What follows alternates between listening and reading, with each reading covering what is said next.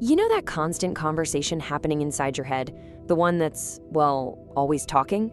Ever stop to ask who's actually leading that conversation? Today, we're going to explore just that, how your mind works and how you can go from being its passenger to its pilot. So let's just start with a thought experiment. I want you to really consider this for a second.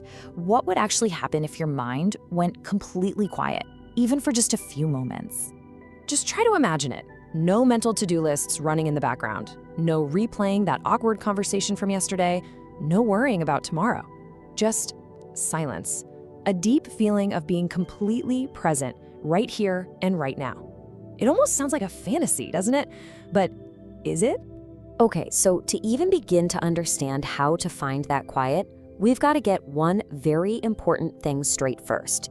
You see, we often use the words mind and brain as if they're the same thing, but they are fundamentally different.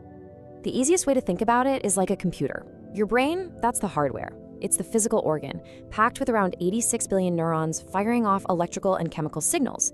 But the mind is the software running on that hardware. It's the intangible experience that's created by the brain. Your thoughts, your feelings, your awareness. It's the bridge between your inner world and your physical body.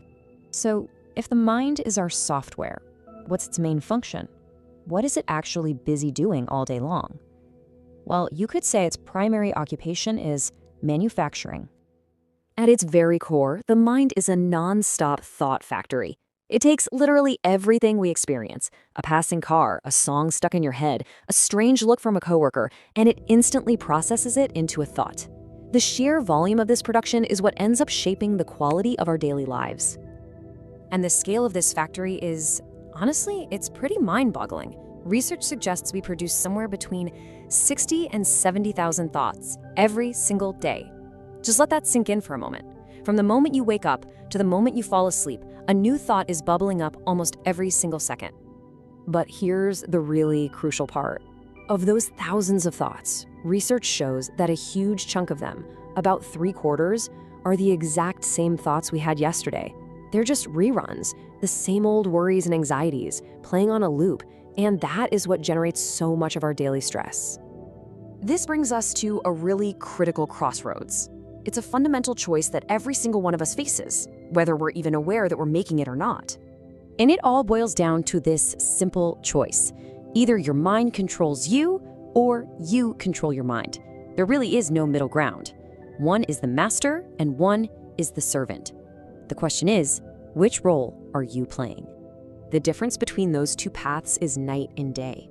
When the mind is running the show, we get lost in the past or become anxious about the future, which leads to high stress and restlessness.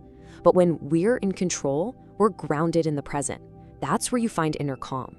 Your brain can actually enter more relaxed states like alpha and theta brainwaves, which happens to be the neurological sweet spot for creativity and those aha moments. So, if the benefits are so clear, how do we actually make that shift? How do we go from just being a passenger to becoming the pilot of our own mind? Well, the path to taking the controls is built on a few simple but very powerful tools. First, there's meditation, which is really just the practice of noticing your thoughts without getting tangled up in them. Second, conscious breathing, using your breath as an anchor to pull you back to the present moment. And third is body focus, which is just tuning into physical sensations to quiet down all that mental noise. And what these practices can unlock is pretty profound. They help you discover a sense of well-being that doesn't depend on your job, your relationships, or anything else happening on the outside. It's a stable, quiet joy that comes entirely from within. And we have to remember, this very same mind that can trap us in loops of stress is also the most powerful creative force we know.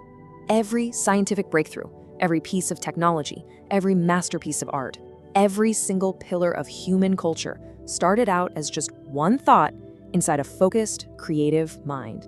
So you see, the mind really is a double-edged sword. If you let it run wild and unchecked, it can build a prison of our own making. But when we learn to wield it, when we learn to direct it, it becomes our greatest tool for creating freedom, purpose, and peace. And so we end right back where we started. This isn't just a philosophical question, it's the practical question that defines every moment of your life. So as you go about your day, just notice. Ask yourself, right now, in this moment, who's in control?